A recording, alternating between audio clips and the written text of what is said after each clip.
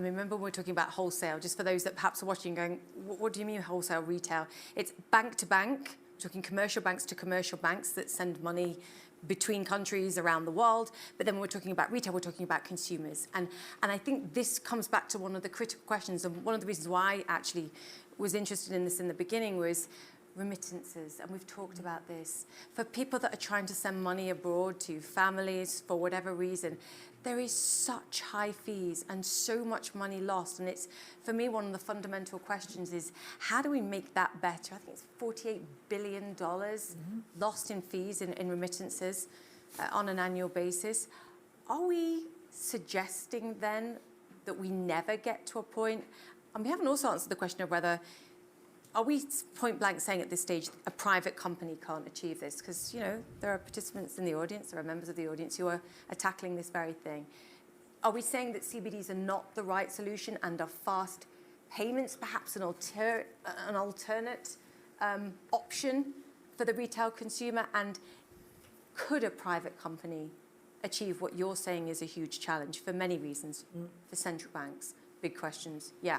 Well, let's start from what we have. Today, a consumer in New York City can pay for food in a Chinese restaurant with a pay system, Alipay, in RMBs. So already the private initiative has moved these transborder payments, but you can only do it within a corporate world to which you belong with your phone-based app. What we do not yet have is international settlement based on CBDCs. Right. CBDCs are not yet internationalized. But this is where the potential to cut cost of remittances is. Today, on average, 6.3%. So you are a worker and you want to send money to your family in euros, in dollars. 6.3% is the cut of the intermediary. And obviously, this is an opportunity for advancement, to use technology to make advancements. Where is the difficulty?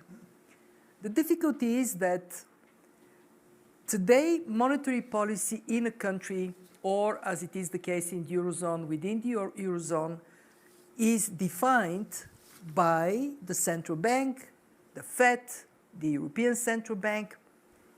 And this monetary policy applies to the territory, the jurisdiction. How could central bank digital currency cross borders and go into another jurisdiction? Would that create a risk of currency substitution? So everybody says, I want ECB's CBDC. I want the euro. And these are unresolved issues, but it doesn't mean they cannot be resolved.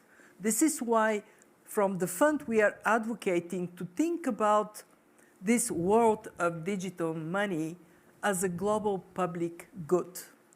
And in a recent discussion in Zurich, where we both were, what we advocated for is to have a public platform. So when protocols are agreed, this public platform can connect different CBDCs. There can be interoperability, the same way you would transfer euros from one country to another. You do it using CBDCs. We feel that we are actually a bit behind the curve. In other words, regulators, national regulators, and standard settling bodies like the FSB, the Financial Stability Board, that we have to work on it. Good news, FSB started work in 19 streams, very systematic, very detailed. Not so good news. Meanwhile, we may be in a situation in which jurisdictions make decisions, but they do not underpin interoperability. Actually, what you said about BIS, the Bank for International Settlement, they have done something wonderful. They created an innovation lab, and it is connecting countries. So when they work on their pilots, on their proof of concept, they actually can partner, can share. So we can build that public platform for the benefit of consumers. And there, what would be the role of banks? Well, I personally am on the view that we need banks as intermediary between money and investments. Your savings and investment somewhere, whether it is in the traditional money world, the fiat currency world, or in the new digital world, we need specialized institutions to make sure savings can work for growth, for jobs. But it doesn't mean that it is impossible to have retail CBDCs.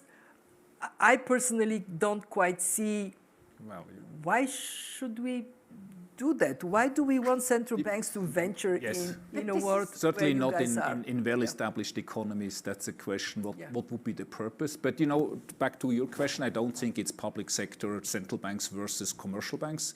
I think it's a really collaborative effort in this regard. Everybody has to play a role.